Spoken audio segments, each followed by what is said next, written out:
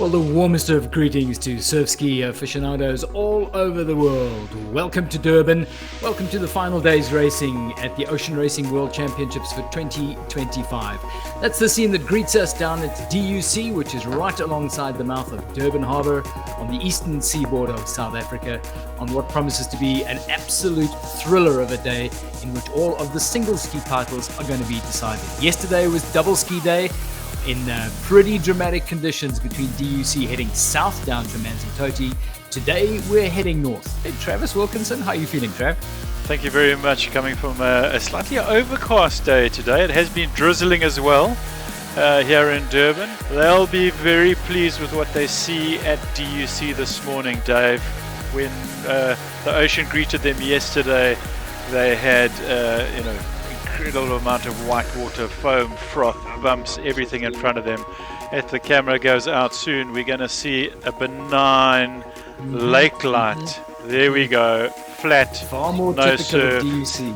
nothing to challenge them getting off the line, and unfortunately not as much wind as the people would have liked out at the sea, but I think they're still going to have the prevailing southwesterly wind behind them, pushing them up the coast. In terms of the conditions, if you could roll out the absolutely ideal conditions, one, to be a test of surf ski skills, but two, to be able to be within the manageable reach of athletes from every corner of the world. We've got over 30 countries represented here.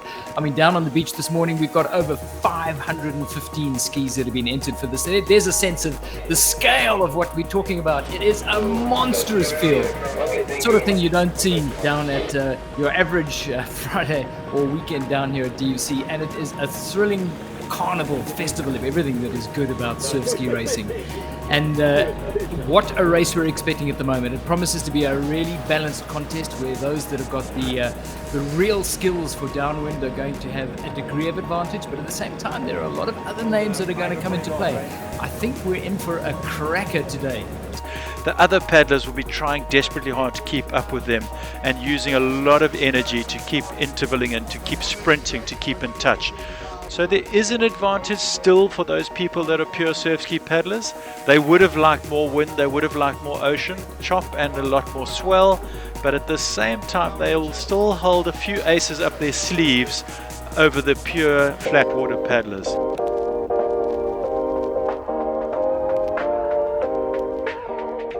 There's the Michael House Jazz Band and some scenes from the opening ceremony. Great sense of camaraderie and brotherhood amongst this community. Over 30 countries represented. There's the Hong Kong team. I got a note this morning saying the team from Japan is watching this from the land of the rising sun, and they have committed to being at the World Champs next year. So.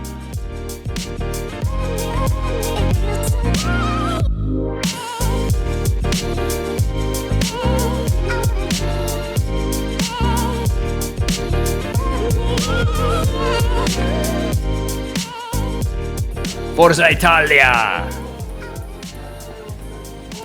Great scenes in the opening ceremony. Durban extending its hospitality. They went down to Ushaka Marine World, which is right adjacent to our race base here at DUC. The French influence of Réunion.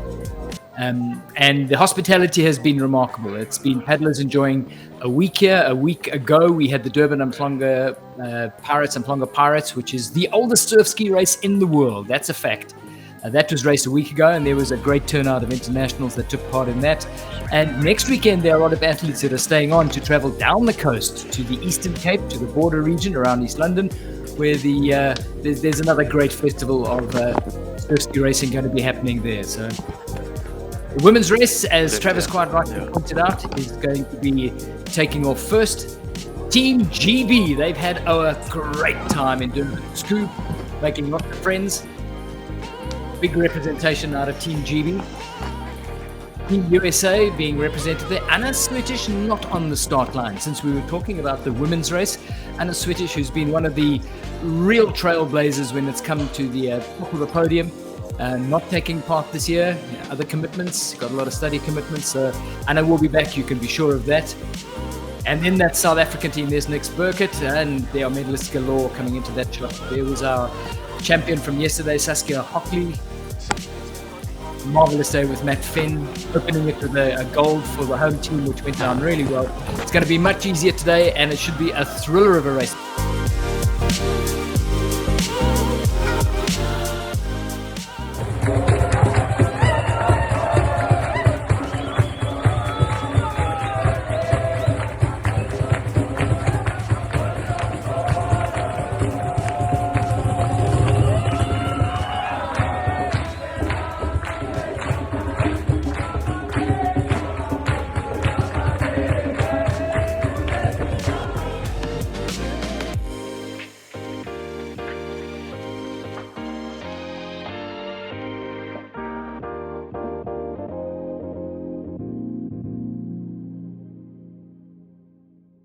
Let's keep our eyes on the beach, because under starters orders is this women's field, and who is going to be heading out to the frontier.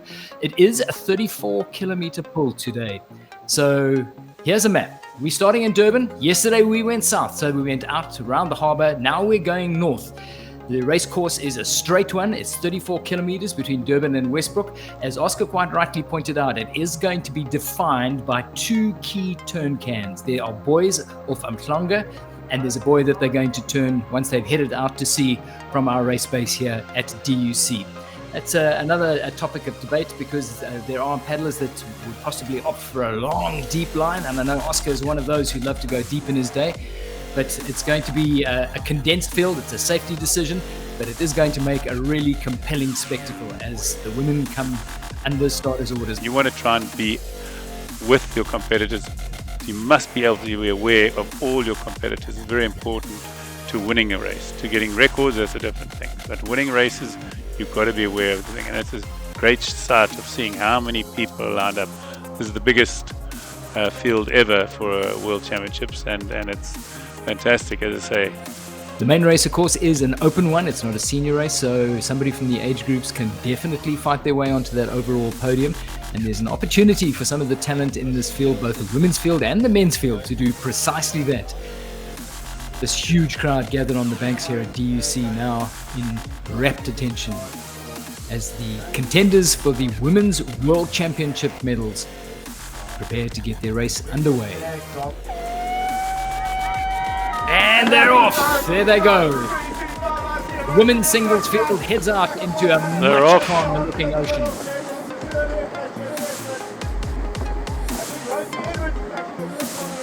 This is going to be very interesting. You'll see that when they're paddling out, it's very smooth, and then it's going to be actually, I think, bigger than yesterday, and they don't realize this yet. It looks much flatter than it actually is, and that's what the TV does to it.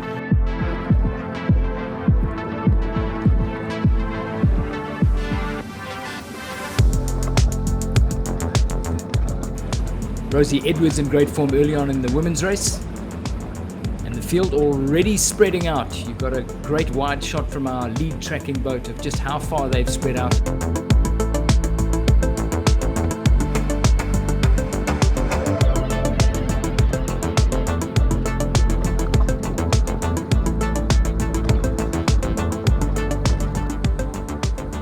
And there is the front runner. She's winning the women's. And again, she's going. It's a big call to go off so soon. I mean, she's been going for 30 minutes. The good paddlers, the really good guys, I'd already be starting to catching these runs and then surfing them right, catching them and then surfing them right.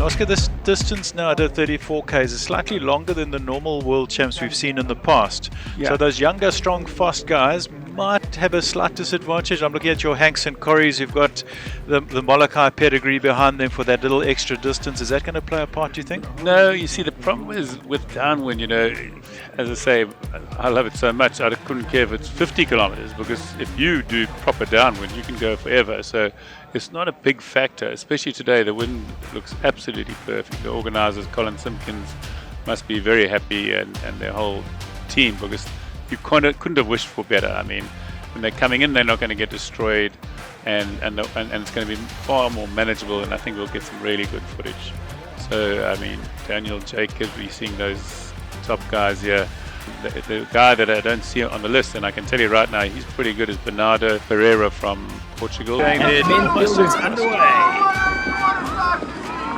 Oh, There the we men go. are Yeah, off. the men are The off. men are off. There they go.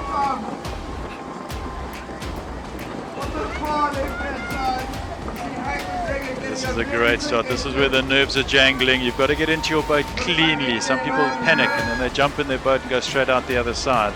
It shouldn't happen to any of the top paddlers. They're off clean and they'll be heading out to that can.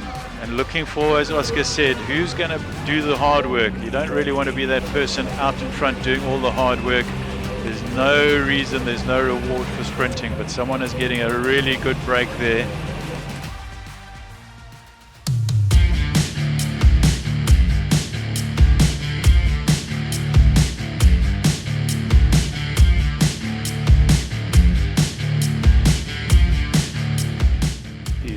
Looking relaxed. You can see her hands are very relaxed. That's very important in downwind paddling. With the more wind there is, the more people hold their hands tighter, and the worse it is.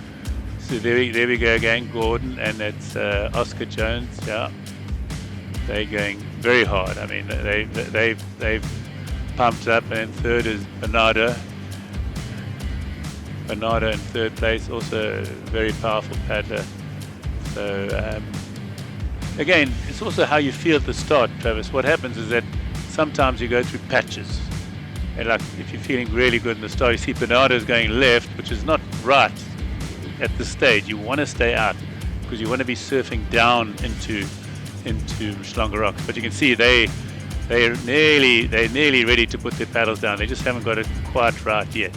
They've got good runs already. I mean, this is going to be really good. I mean, the back marker's going to love it as well, isn't it?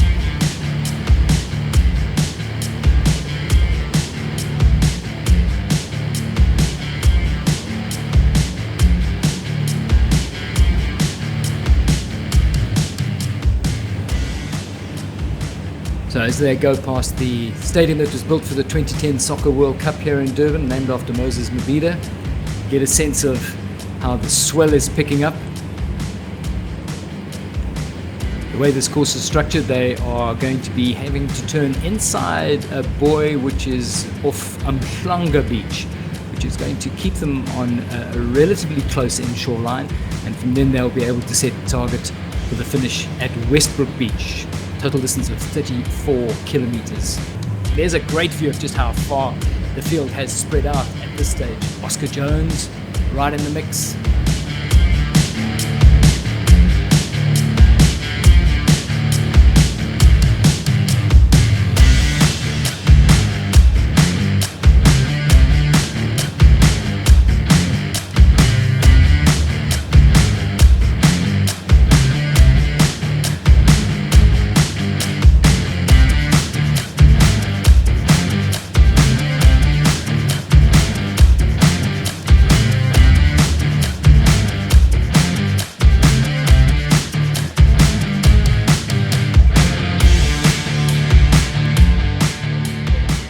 Oh, that's Rosie Edwards. Rosie Edwards from England. Rosie Edwards, She's come a yes. long way. She's Fantastic. doing very well. I think she's just behind her. She's very young as well and good up and coming. It's great to see in England.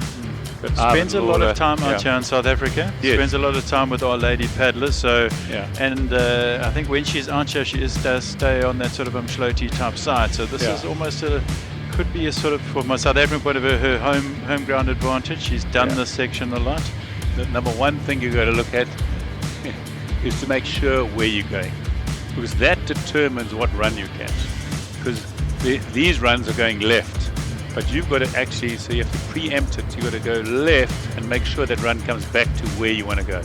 The most important thing you've got to watch all the time is where you're going, because it's so easy to go downhill and then be off the line, you know. So this is the part where some people go too far in.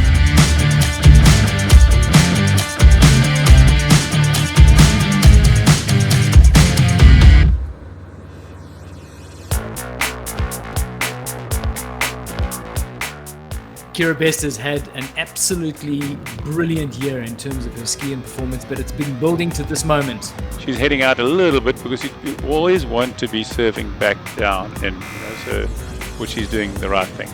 Stepping out of the under 23 ranks, barking with the big dogs now, and really out to prove herself. Very dedicated, very focused, very strong person. The DMAC fans around the world are cheering her on. Locked in an arm wrestle with last year's under 23 champion Kira Bester.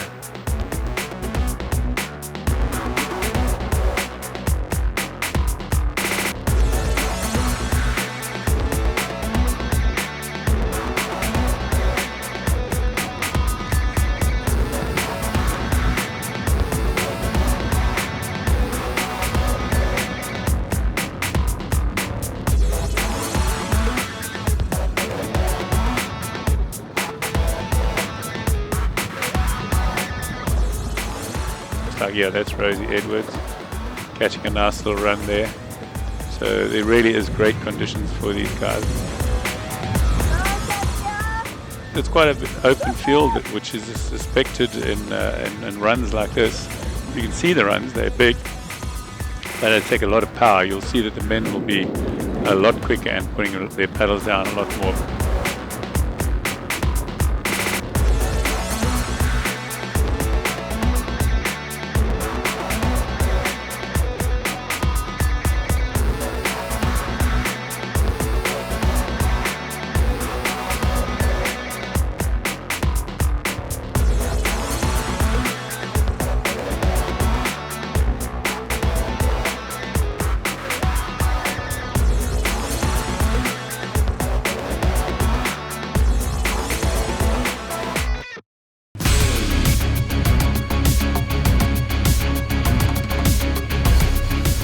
Pierre Vieira of France in that NK with the green nose. That's what it looks like in terms of a race lead. David Mocker, the seasoned Cape Townian. David and Jasper Mocker, trailblazers as far as surf ski is concerned down in the Cape Town. David sitting second. He'll be thrilled to pieces with that. He just needs to keep that momentum going. Tons of downwind experience. Swell is just lining up perfectly for them as they come into the second half of this race. We've got Pierre doing an incredibly well, Frenchman leading there. And David Mocker as perennial paddler. I think he's just trying really, really hard to keep away from his son, because his son Sam Mocker is paddling this race, and he's an upcoming junior of exceptional talent. Pierre Vieira, David Mocker at the front, and Uli Hart is sitting in third place. Your defending champion, the man who put Germany on the map when he got their first surf ski world title. This really does bring the field together, and it's going to be interesting from there, because the race is going to happen in the last 10 kilometers. The guys with the energy, guys and girls with the energy saved, energy stored for that last 10 kilometers. It's a long race, 34 Ks. Oh, Corey, there we go. Corey's Corey's finally up there. He's pushed himself hard here. These guys have gone out hard.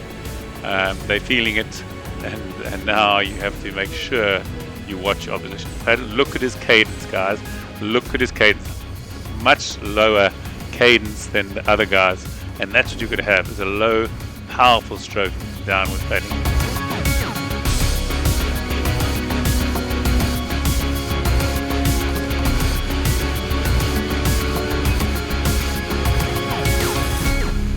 Again, the French guy's doing the right thing. Follow somebody that knows what he's doing, and Corey knows what he's doing. Interesting, Oscar, as you've been saying the whole time, that resting that Corey's doing, and now you see in the second half of the race how it's paying off, because he's still looking so composed. The other front guys we were watching, you kept saying, why aren't they resting, why aren't they resting? We didn't see the pedals down.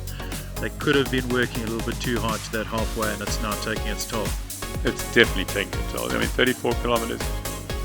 It's going to, there's Bernardo there, he's dropping back again. A lot of these guys put too much effort in the beginning, and they didn't realize 34 kilometers is a long, long way. And you really want to be very fresh in the last 5-6 kilometers. We're looking at the front five paddlers. Some of them are putting wave deflectors on their skis, some of them are not. What's your thinking on that?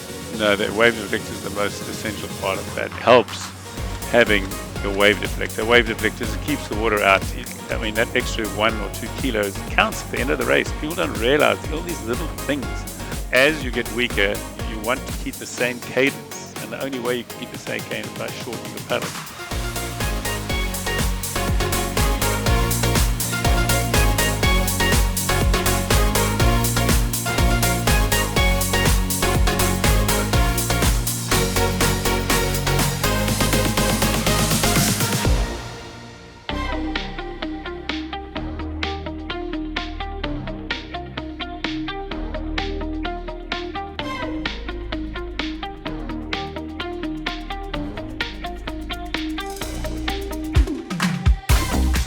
This is a look at Westbrook. That's the way the back line is stacking up, and this is going to come into play in about the next 35-40 minutes.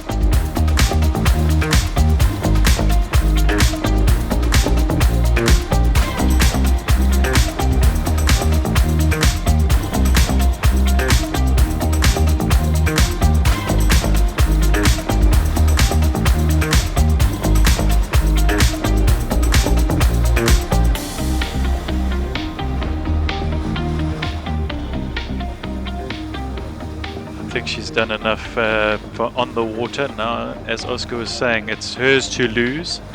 There's the car park. You're starting to see the car, so she's seen that. Her heart is now racing. She now knows as well. She's thinking to herself, don't mess this up, don't mess this up, whatever you do.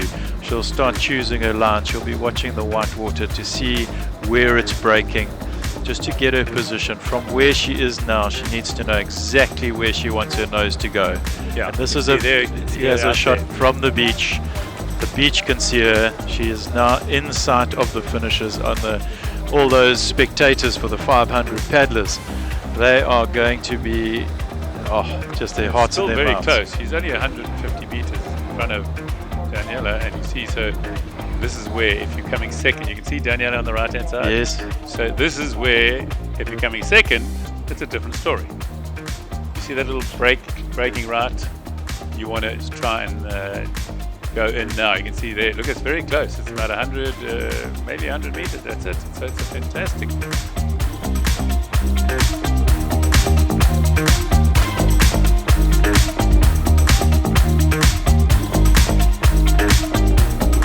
Now she's in that dead zone. Should have got much harder sooner. She sees it.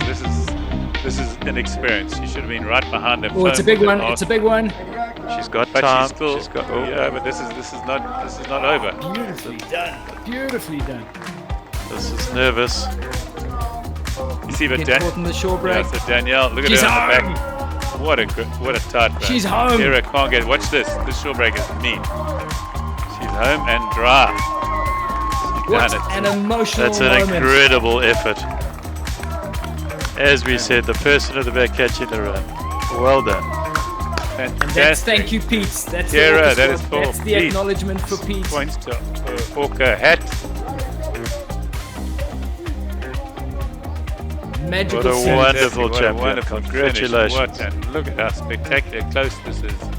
Daniela Richards. And 2:23. Okay, I said that'd be a little bit faster. Fantastic. Daniela from New Zealand taking the silver medal. Incredible paddling from her too on foreign shores.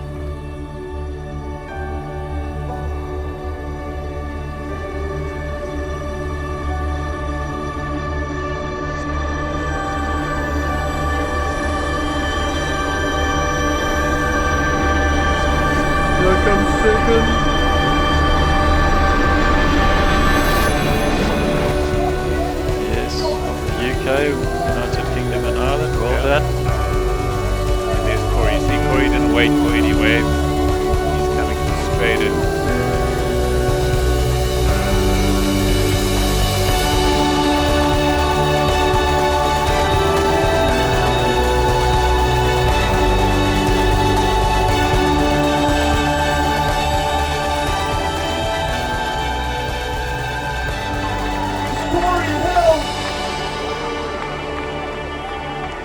Corey Hill successfully claims back his World Champs title. How good is that? Win. He'll take it.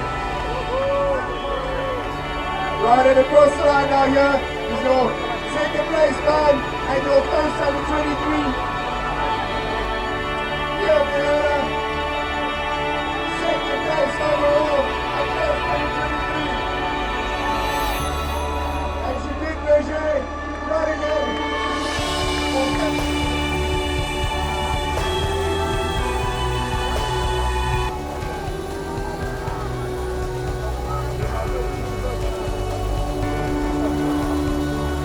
And Bernardo Pereira working hard to track it forward. It looks like they got to sort of take the switch to the line. Bernardo Pereira was second number 23 and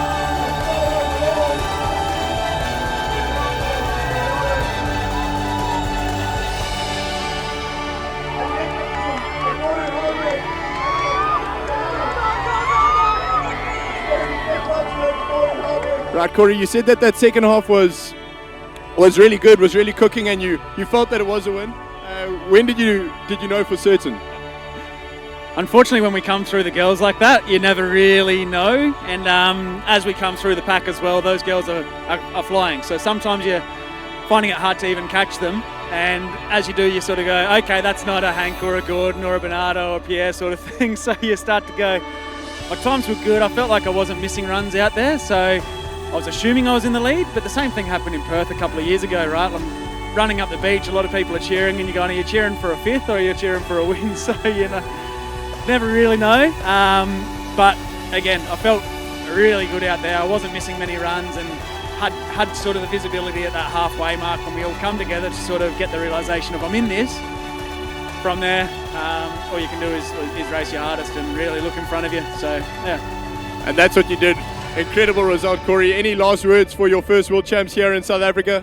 Oh, look, a massive thank you to the sponsors, my family back home. I've got Shaw and Partners. Eurosteel this weekend has been fantastic. Vycobi, Ocean Paddler, Fen, Race 1 as well. So, look, it's impossible without this support that I get. So, thank you so much to everyone that puts on the events as well. I appreciate it.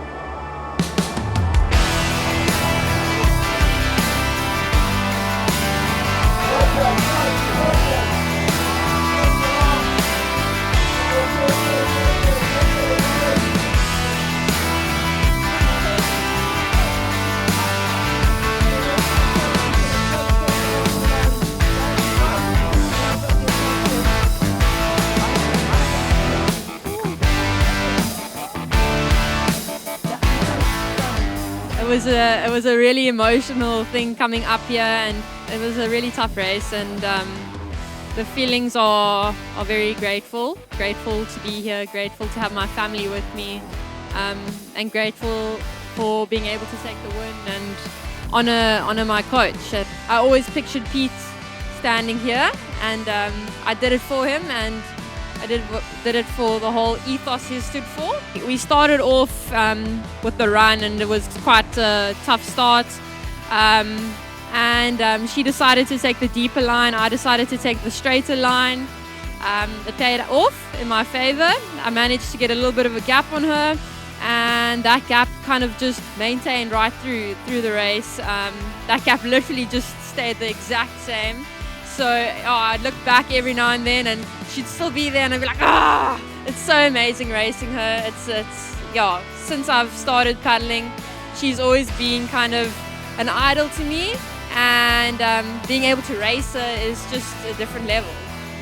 There's a lot of people that have been part of this journey, and it's a relentless one. You'll know as an athlete, it's exhausting. You having to make sacrifices that not a lot of people know you're having to make. And yeah, thank you so much to every single one of you. Thank you to my sponsors. Thank you to all the people that have been part of this journey. Wow, Kira, what a day, what an athlete you are, and my encouragement would be just keep inspiring those around you and keep doing what you do, because it's clearly working really well. Thanks for joining us today.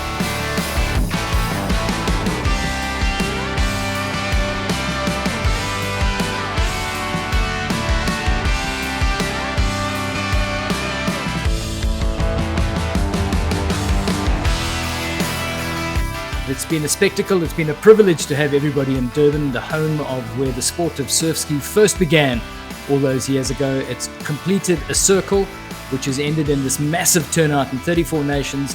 And as we watch the spectacle at the finish here at Westbrook, it brings down the curtain on the Surf Ski World Champs of 2025. Congratulations to the champions. Well done to everyone who finished, to everybody that watched. Thank you for your support.